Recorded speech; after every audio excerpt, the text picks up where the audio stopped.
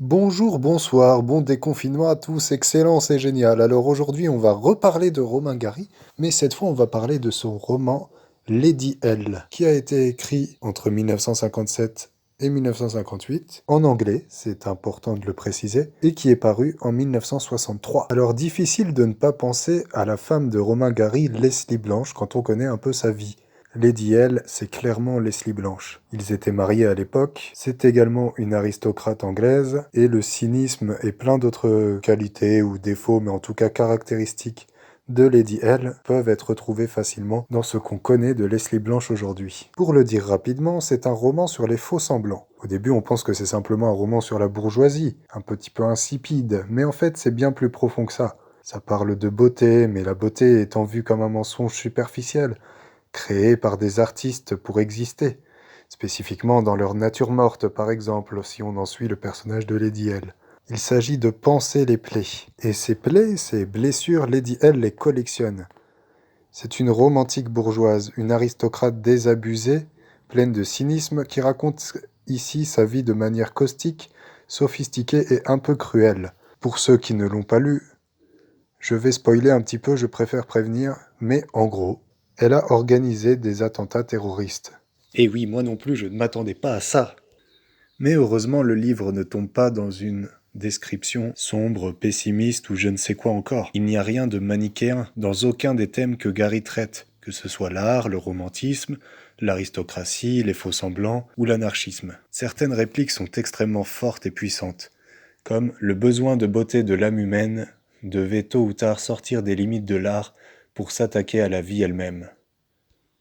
La vie et la société peuvent être traitées comme une matière plastique, l'humanité torturée comme une pâte à modeler. Le vrai luxe n'était pas celui des pierres et des œuvres d'art. Auprès de la splendeur vivante des formes, des éclats, des couleurs que la terre lui offrait, le plus beau bijou n'était que pacotille.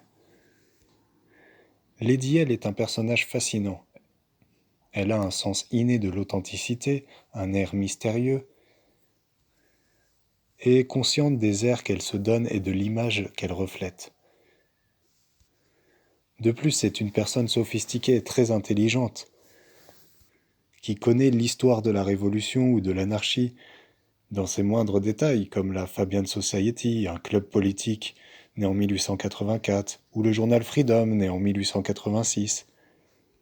Et Romain Gary retranscrit à merveille ce que l'anarchie fait dans son cœur, dans le cœur de son héroïne, je veux dire. Je cite, la fibre terroriste était déjà assez forte en elle pour lui permettre de faire voler les choses en poussière avec un peu d'ironie et sans effusion de sang. Ou encore lorsque Eddie L., parlant à un de ses ennemis, lui dit « Vous avez une bien piètre idée du peuple. La révolution est aussi une notion culturelle. Elle n'est ni purement économique, ni uniquement policière. Votre idée de détruire l'État en attaquant ses éphémères représentants me semble quelque peu nébuleuse. Vous lancez vos bombes pour vous exprimer, à défaut sans doute d'autres moyens d'expression, faute de talent, lui rétorque son adversaire. On a donc les deux sons de cloche, et même encore plus de sons de cloche, pour ou contre l'anarchisme, pour ou contre la liberté entre guillemets, pour ou contre plein de choses qui amènent le lecteur à réfléchir, notamment à travers le personnage, cynique lui aussi à sa manière, d'Enzensberger. L'élégance de cette œuvre peut être résumée en une seule phrase. Les rêveurs d'absolu abordent les problèmes sociaux avec cette élégance des sentiments.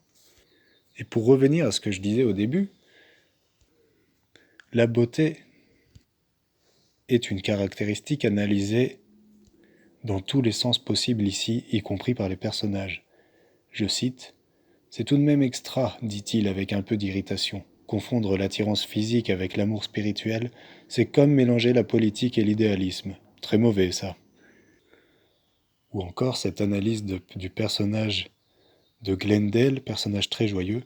Vous avez un talent qui se fait de plus en plus rare, celui de la joie de vivre. Il faut cultiver ce don, je ne demande qu'à vous aider. Et bien sûr le thème de la liberté. Peut-être même fallait-il savoir s'élever au-dessus de ses idées, de ses convictions pour demeurer un homme libre. Autrement dit, peut-être il faut être apolitique pour être libre.